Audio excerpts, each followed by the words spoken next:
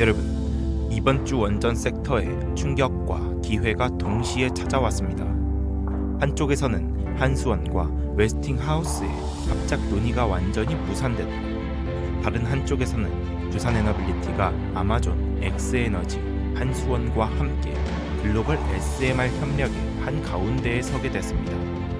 겉으로는 따로 보이는 뉴스지만 사실은 서로 맞물려 있는 흐름입니다. 오늘은 이 두 사건이 어떻게 연결돼 있는지, 그리고 투자자 입장에서 어떤 의미를 갖는지 끝까지 확인해 보시죠. 네, 반갑습니다. 두산 에너빌리티 주주님들, 한서준입니다. 자, 보시게 되는 것처럼 JV 조인트 벤처의 합작 논의가 무산이 됐다는 이런 단독 기사가 나왔는데, 웨스팅하우스가 내놓은 조건이 굉장히 충격적으로 다가왔습니다. 자, 여기서 내놓은 조건이 무엇이냐? 비용 관련 내용인데, 원전 건설이 늦어질 경우에 이 추가적인 그 비용을 한수원이 다 내라는 그런 내용이 담겨져 있었습니다. 자, 여러분들, 이건요, 아파트 시공사가 아파트를 짓다가 자기네들이 일이 생겨가지고 공사가 계속해서 늦어지는데, 이 아파트 건설할 때 드는 추가 비용을 아파트를 분양받는 사람들한테 돈을 내라, 돈을 내놔라라는 거랑 똑같습니다. 자, 받아들이기 굉장히 힘든 조건이죠. 결국에는 이 한수원이 거절을 했고요. 자, 근데 여기서 굉장히 중요한 포인트가 하나 있습니다. 자, 그건 바로 업계 측에서는요, 다행이다라고 말을 했습니다. 자, 만약에 이 조건을 계속해서 받아들였으면 글로벌 해외 원전 프로젝트에서 한국이 그냥 호구처럼 비용을 떠안는 그런 그림이 반복될 수 있기 때문에 이 한수원 측에서는 이거를 미리 차단하고 리스크 관리 측면에서 오히려 잘된 결정이었다라고 평가가 계속해서 나오는 겁니다. 이렇게 리스크를 털어낸 것만으로도 두산 에너빌리티 투자자들한테는 분명히 의미가 있는 흐름이다라는 걸 여러분들께 강조해 드리고 싶습니다. 자, 여러분들이 어떻게 보실지는 사실 잘 모르겠습니다. 자, 아래 댓글로 한번 여러분들의 의견을 달아주시면 감사하겠습니다. 자, 한서준 힘내라 응원 댓글도 달아주시면 너무나도 감사드리겠습니다. 자, 구독과 좋아요도 잊지 마시길 바라겠고요. 여러분들이 관심을 많이 가져주신다면 저는 더 빠르고 정확한 정보를 여러분들께 제공해 드리도록 하겠습니다. 자, 두 번째 흐름으로 넘어가도록 하겠습니다. 여러분들도 아시다시피 웨스팅하우스는 설계 역량이 굉장히 강한 기업이죠. 하지만 시공 능력은 굉장히 부족합니다. 그래서 이 웨스팅하우스는 결국에 누구를 찾을 수밖에 없냐라는 건데, 결국에는 이 웨스팅하우스가 한수원과 두산 에너빌리티를 찾을 수밖에 없고, 즉 그 말은 한국 기업들과 협력을 할 수밖에 없다라는 점입니다. 자, 이 와중에 두산이 아마존 웹 서비스, 그리고 여러분들이 아는 엑스에너지, 한수원과 함께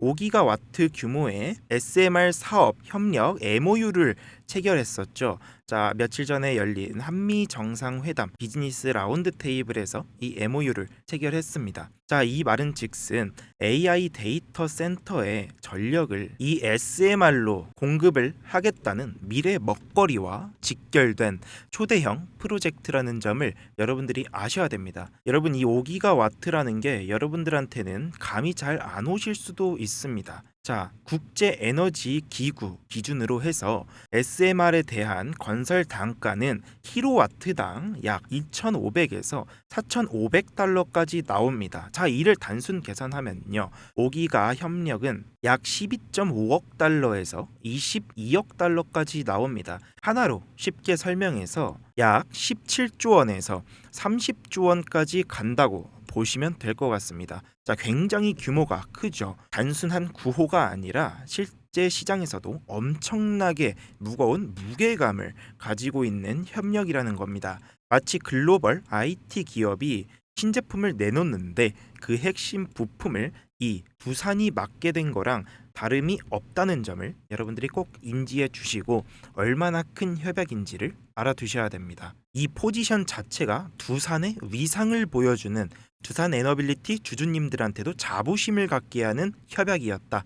라고 생각하시면 되고, 여기에 FN투데이 미국발 뉴스까지 겹쳤습니다. 자, 트럼프 미국 대통령이 사실상 이 태양광에 대한 지원을 더 이상 해줄 수가 없다라는 금지령을 내린 건데, 재생 에너지에 대한 지원을 줄이고 화석 연료 그리고 원전 중심으로 해서 정책을 펼치겠다라는 점을 강조했습니다. 이런 흐름은요, 여러분들이 꼭 좀 알아두셔야 되는 게, 태양광, 재생 에너지가 줄어들게 되면 오히려 수요는 원전 쪽으로 주목받을 수밖에 없다는 점, 그리고 미국이 원전을 찾게 되면 결국에는 대한민국을 찾을 수밖에 없다는 점, 이렇게 연계가 되죠. 자, 한국을 찾게 되고 그 한국에서도 또다시 두산 에너빌리티를 무조건적으로 찾게 될 수밖에 없다는 겁니다. 자, 이런 흐름을 여러분들이 꼭 좀 기억을 하시고, 이런 뉴스 자료가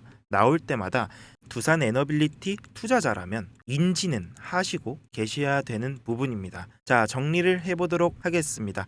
자, 첫 번째로 합작 무산으로 인한 불공정 리스크를 미리 사전에 차단했다는 점과, 두 번째로 글로벌 SMR 협력 MOU 체결로 인해서 두산은 세계 시장의 중심으로 들어섰다는 점, 그리고 마지막으로 세 번째로 미국 정책 변화는 이 원전에 다시 힘을 실어주고 있는 흐름이다 라는 점을 꼭 기억해 주시길 바라겠습니다.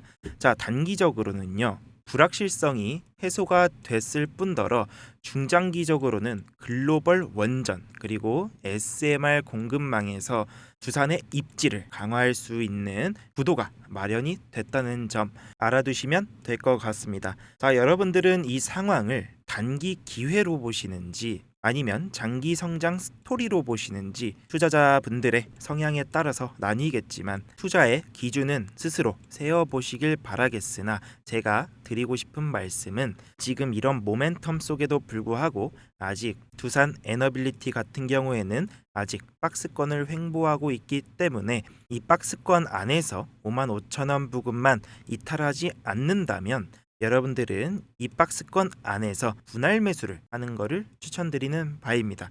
충분히 2차 대상승이 나올 수 있다는 점 여러분들이 알고 투자를 해주셨으면 좋겠습니다. 자, 여러분들 오늘도 시청해 주셔서 정말 감사드리고요. 앞으로도 시장의 중요한 변화를 빠짐없이 전달해 드리도록 하겠습니다. 자, 꼭 구독과 좋아요 한 번씩만 부탁드리고 응원 댓글까지만 한번 마지막으로 부탁드리도록 하겠습니다. 여러분들의 투자 여정을 끝까지 함께 하겠습니다. 감사합니다.